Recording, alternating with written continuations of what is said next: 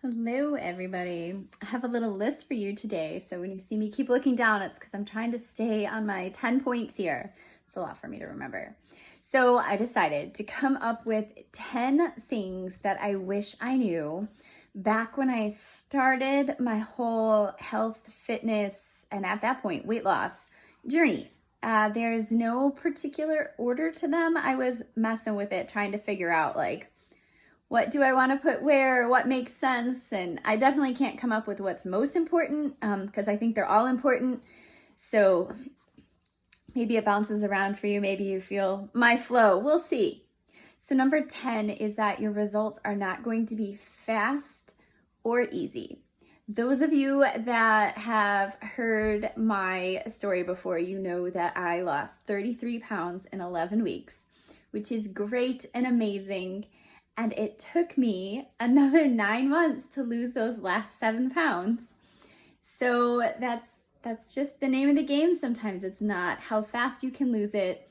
It's about making healthy changes and keeping the weight off. To go along with that is number 9. Number 9 is that consistency is key. If you are not consistent, you are not going to be successful. You have to just keep coming back to what is working for you, what you are focusing on, and where you are seeing your results come from. Number 8, it's a journey. There's no end line. It's not even it's not a sprint, it's a marathon. It's a journey. You never arrive at your destination. You constantly are just bettering yourself. You do not become healthy when you wear a certain size clothing. You become healthy when you start making healthy choices, and it doesn't matter what the scale says. It doesn't matter how many push-ups you can do. You are already on a health journey and becoming healthy, and that's when it starts, when you make that decision. Number 7, your weight comes from your food. It doesn't matter how much you run. It doesn't matter how many boot camps you come to. What you are fueling your body with is what is reflected in the scale.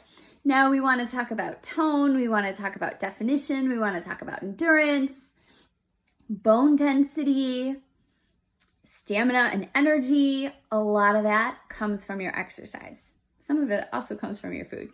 But when you're looking at what the scale says, you work out maybe an hour a day, you have another 23 hours a day. That matters what you're putting in your body, how much water, how much sleep, how much stress management, but more importantly, how much food. And some of you don't eat enough, and others of you eat too much. And both are gonna result in you not losing the weight that you're trying to lose. Number 6, this one was kind of hard. You'll lose friends because the journey causes them to self-reflect. So when I stopped going out to eat for 3 months, I didn't drink, I didn't go out for 3 months. It made other people judge themselves, and they didn't want to be around me because it made them think of themselves poorly. Some friends I lost because we really didn't have anything in common. We just liked to go out after work and drink. And when I wasn't drinking, they decided that I wasn't fun. And I didn't need those kind of friends in my life. So it's hard, but it's okay. It's good to get new friends who have similar interests when you realize that some of your friends don't really have similar interests. Sometimes your friends, you could stay friends, but sometimes you lose a few along the way. Number 5, there's no one right way to exercise, so it is so important to find something that you enjoy. I have changed my main mode of exercise over the last decade or so of my life, and that's totally fine because at different points in my life, different things I enjoy more, different things my body is better capable of doing. So that's what I've stuck with while it works. And then when it doesn't suit my life in terms of time or energy or effort or the stress it's putting on my joints, then I just change, and that's okay too. Let's see. So I don't even know if I stated, because there's no one right way, just find the way you enjoy. That was my number 5. Number 4, nobody is perfect. Nobody. We all mess up. We all slip up. Again, it's a journey, right? So it's not about being perfect. It's just about doing the best that you can and always bettering yourself, but never to the point of perfection. There is no perfect. Number 3 is to set expectations and guidelines for yourself and not restrictions. It's a mindset switch to not restrict yourself. When you tell people, oh, I can't eat cake, I'm on a diet. Oh, I can't meet up after work, I have to go to the gym. It sounds more like you're restricting what you're able to do. And if you think instead about you've set expectations and guidelines for yourself, when it comes to eating, it's always crowding out the bad, right? Instead of cutting out carbs, add vegetables. I mean, vegetables are carbs, but the more vegetables you eat, the less room you have for pasta and bread.